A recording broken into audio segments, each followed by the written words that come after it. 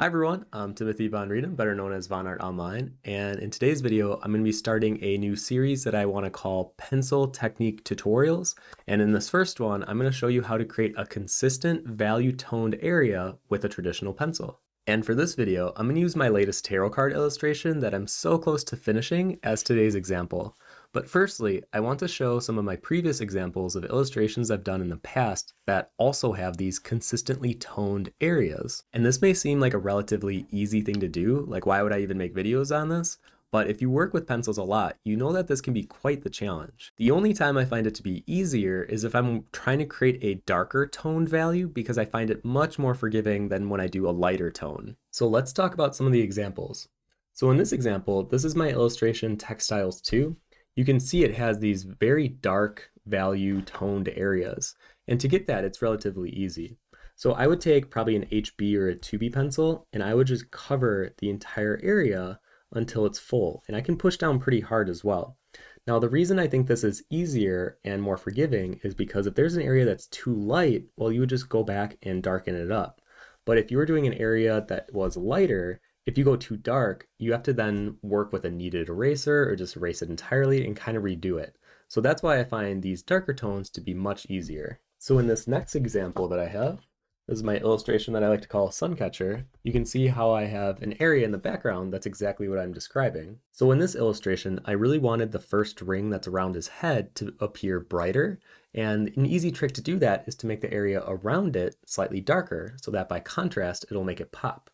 So in this example, I took a 2H pencil and I just slightly created this tone. Now I'm going to show you how to do that in the example, but this is kind of the result we're going for. The real challenge is trying to create a tone that is lighter in value, like if you wanted the background value to be like 10 to 30% gray, but this takes a little more finesse and you have to build up your layers with lighter pencils like a 2H or higher. And this can be a meticulous process of just going over the same area again and again and again, but at a slightly different angle so that you can hide any of your pencil strokes while you're doing it. And it's funny because in my next example illustration, and this one I call Ascension, it's my largest drawing to date, but the toughest part of it wasn't creating this tree elemental, it was actually the background, surprisingly. Because to get this consistently light tone with your pencil in this large of an area, it can be rather difficult. Now, this is just a print of the original, so the original drawing was about twice this size. Not only was I trying to hide all my pencil strokes as I was going through, but I was trying not to rub my hand all over the area that was already drawn because then that might lead to smudging. And I'm sure that not a lot of people would know it just by looking at this drawing, but certainly the background was the most difficult part for me. And in this last drawing illustration example, this is one I call colorblind, I needed the background to be entirely between like 50 and 60% a gray value. So this drawing isn't quite as easy as my Textile 2, but it's not as difficult as my Ascension or Suncatcher illustration. The difference here is there is texture within the value area. So here I first had to draw all the flora and leaves that are around him and slowly shade over the entire thing in layers to really build up that contrast and make this character really stand out in comparison. And doing these larger areas of consistent value can be time consuming, but I definitely think it's worth it. I'm also going to try to set up another camera so we can get some B-roll and more close-up footage of the drawing as I'm working on it. So this is the tarot card illustration that I mentioned earlier, and I'll be working on it today, called The Hermit.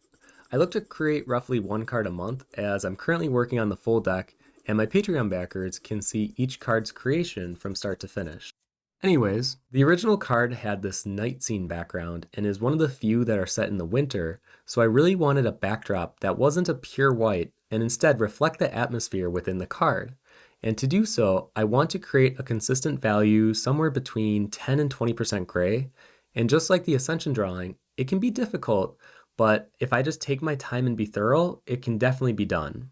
So you might already be able to tell, but half of the illustration is already complete. So last night I worked on the left half of this drawing and I created that consistent value that I'm looking for, and the goal for today's video is to mirror it and match it on the right side. And as for the pencil that I'm working with, I'm going to be working with a 2H pencil, and the reason is if I worked with anything darker, this lighter value that I'm trying to create would be too dark even if I'm trying to push down lighter. So let me show you some examples of what I mean. Firstly, I'm going to show you the difference between an HB pencil and a 2H pencil. So an HB pencil, if I do it from the side, you can see how relatively dark that gets, and that's without me pushing down too hard. If I push down even harder, you can get really dark tones. And if I try to push a little lighter, I can still get the value that I'm kind of going for, but you see how it's really pushing a lot of the paper texture forward? I definitely don't want that. So if I'm working with a 2H pencil, if I'm working from the side and pushing down about medium, and then same thing, I'll push down harder. And then the technique I'll be using is I'll be putting it down really lightly, and just kind of building it up slowly. So you can see the difference not only in the HB to the 2H, you can definitely tell a difference in how how dark it is in the value difference. And also, there's more of the paper texture seen in the HB than there is in the 2H. So partially why I don't like working with a sharp pencil and I like working with a dull pencil, and these are both 2H pencils, is if you work from the side, if you work too much from the side, you're really letting the paper texture be seen. Now, sometimes I love using this technique, and one of my favorite artists, Alan Williams, he does this a lot where he'll work the pencil from the side. But for something like what I'm doing today, I'll work it a little less on the side and slightly more at a top angle. Now, not completely, I'm not like, doing it from here. I could, but this would take a little longer. I find that my time is much faster and better used if I'm working more with my elbow and just letting it slowly build up. Like that. So you can see, yes, if you want texture, I would definitely use a sharper pencil. But if you want to create more of this consistent value without the paper texture being seen as much, because you're kind of letting the graphite be pushed into the grooves more, I would work with a dollar pencil. Now this could be personal preference, but that's just something that I'm going to be using in today's tutorial. So I figured I'll do a section in real time and then time lapse the rest so that I'm not wasting your guys' time watching this video. So let's go ahead and get started. So to begin, I'm going to keep my pencil at a slight angle and just slowly work up a base layer. Now I'll probably work kind of this top half in the real-time video, and then the time lapse kind of do the rest on the side. Because once you kind of know how to do it, you can complete the rest with the same technique. Now, as you can see, I'm going very, very light. I don't want anything too dark too early. Probably push it to right under his hood. Okay, so now I'm going to go in and not as much of an incline or an angle. And now I'm going to start to slowly using less the side of the pencil and try to find more of a point on the graphite itself.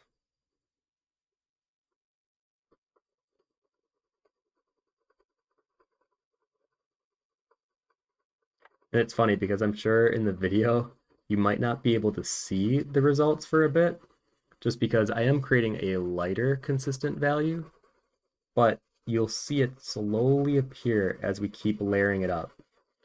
Now, something also important to note is I'm rotating the pencil in different areas. So I'm not just doing like this angle every single time. I'm trying to keep it moving so that it doesn't show any of the final pencil strokes when we're finished.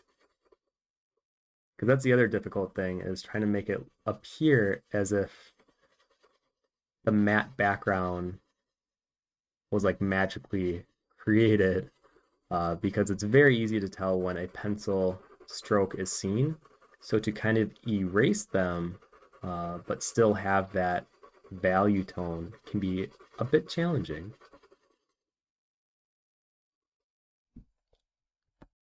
So as I do these through and through, I'm going to actually zoom in a little bit here so you can see it better.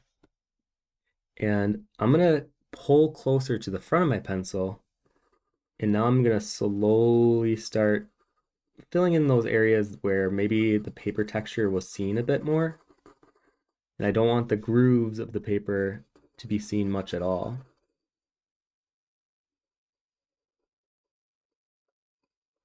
If there's ever an area where it's picking up some of a darker value, or sometimes I notice the kneaded eraser will leave behind these little marks, I try to remove them with my finger, but very, very gently, because I don't want to blend in the pencil too much either.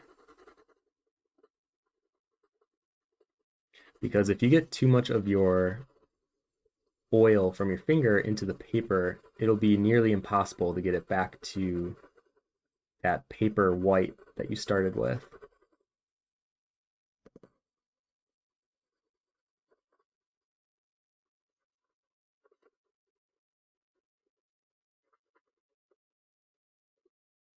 And if you can't already tell, this is just something where you're going to have to work it slowly, and it can be a little boring. So there are times where if I know I have to do a section like this, I'll just turn on a Netflix show in the background and just kind of have my mind go into autopilot mode when rendering areas like this.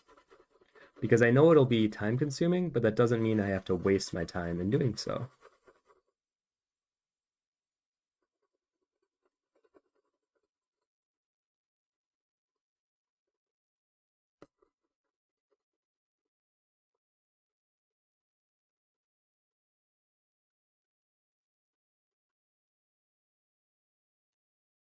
Okay, so I'm going to turn it now so I can have a better angle and try to work. And I can work outside of the line here because that's going to get cropped anyways. So I don't have to be too careful about staying inside the lines.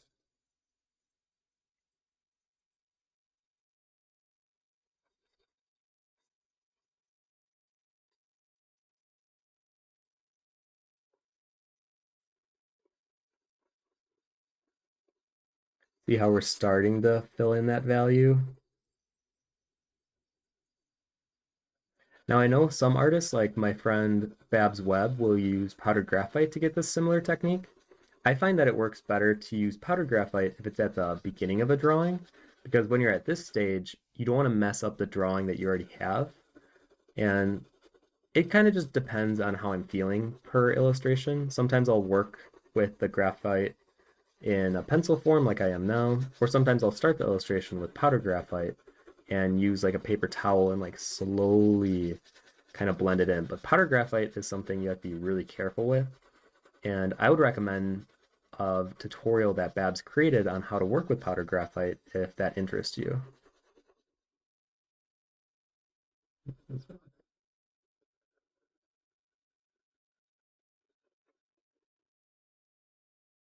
So I can see some little specks from the graphite that were left over.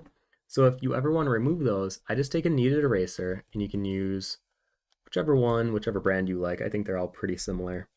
And then I'm just gonna kind of dab it on the paper, dab it, however you pronounce it. And I'm not really pushing too hard. I'm just like gently tapping the eraser just to pick up those inconsistent areas. And then we go back in with the pencil.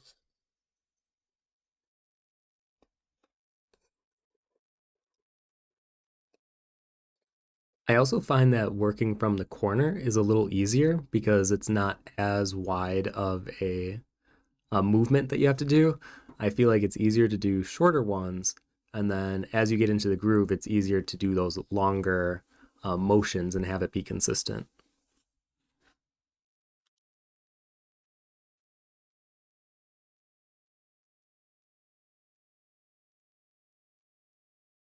Okay, this is fairly good, but I do see some areas that are standing out just a little too much, and I'm gonna use my kneaded eraser again, lift them up. And yes, I know that this process seems kind of daunting, but uh, it's one of those processes where if you are kind of in a zone, or if you do have like a show on in the background, it's actually kind of relaxing. It's like weirdly meditative because you don't really have to use your creative muscle or try to work originality. It's like purely a technical skill, and it's one that requires very little mental effort to do so.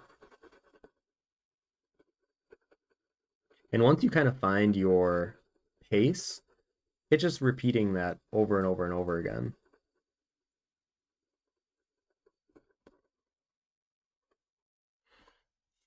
Okay, so I'm pretty happy with how that looks. Let me move it up here. So I can see there's just some roughness that I'll have to clean up, but I think from here on out, I'm gonna time lapse the rest and then we'll talk about it after it's finished. Okay, here we go. So as you can see, the remaining area has like a consistent 2-inch width to it. So it's really easy to get into a groove and just continually do the motion with your hand that will create the result you're looking for in that area. And as you can see, I'm definitely turning the pencil. I'm not letting any angle be too similar from the last one. And this is how you slowly weave together that graphite pattern that will create the overall effect. I actually find it to be easier to do smaller, tighter areas because when you're doing larger ones, you definitely have to get into the habit of memorizing the motion. But with smaller areas, you can kind of go slower and at your own pace. But I find once you start to go with the movement, you kind of have to keep it going because if you stop halfway through and then try to continue it like later, it can be kind of difficult. So I would say if you have a larger area, try to do it all at once. And slowly but surely, you can see how the value is pretty consistent and you can't really see any of the pencil strokes. Okay, so we're getting to that point where you can kind of go in any direction, and if you layered it enough, it's kind of like this overwoven texture that it won't really show the pencil strokes, it'll just slowly add like incremental values of gray. And I like being at this stage because then you don't have to worry too much about the direction you're going in or worrying about the pencil strokes being seen. It's mostly about looking at it from an overhead view and see, are there any areas that are a little too light, a little too dark, and then go in and try to correct them to the best of your ability. And then I should also note, when there's areas like here, where you're intersecting with whether it's the cloak or the mountains in the distance, this is where I'll try to get kind of close to my pencil and very lightly try to butt up the value against these different subject matters so that it looks like the background goes right up against it. It doesn't get slightly darker, there's no gradation, it doesn't get slightly lighter. It's just one consistent matte backdrop that happens to intersect with these different objects. And then areas that are darker are way easier. So like the cloak is darker than the mountains in the distance. So if I happen to do my shading and go over the cloak, it won't really matter that much. So it's kind of fun to push this matte background over the cloak because the cloak's supposed to be darker anyways. All right, and there we have it. So I'll probably clean it up just a little bit. I can tell there's just some areas, but for the most part, I'm gonna call this background finished. So here are some close-up shots of the final background that we worked on today. Now this is something, like I said, it's a little meticulous, but I hope this inspired you to have it available in your own toolkit. So that way, whenever you're drawing or you're working on an illustration and you're looking for a way to either enhance the composition or work on contrast more, this is just a fun technique to pull out and use it. And hopefully if you create that consistent value, it can be rather impressive as well. And if you like these videos, you can watch them a month earlier if you subscribe to my Patreon, and you also get access to my exclusive Discord community, and you get to see every illustration I create from start to finish. So thanks for checking out the first of hopefully many of these pencil technique tutorials. And if there's something that you have a question about or want to see something explained further, especially in graphite, feel free to add it to the comment section because you may just see it actually made in the future. And as always, thank you for watching, and if you want to keep watching, you can do so right now.